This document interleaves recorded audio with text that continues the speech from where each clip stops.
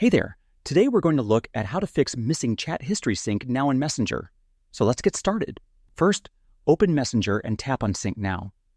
If prompted, enter the PIN you set when you enabled encrypted messages. If you see an alternative option at the bottom, you can use that to complete the sync.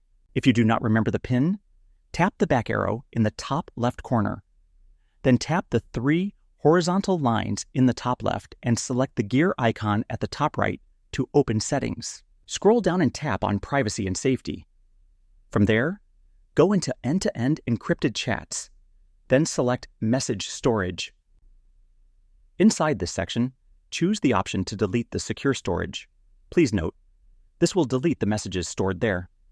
Once deleted, the secure storage message will be gone, and you can start fresh with the encrypted chat setup. This process should help fix the missing chat history sync issue in Messenger. And that wraps it up. Appreciate you watching. See you in the next one.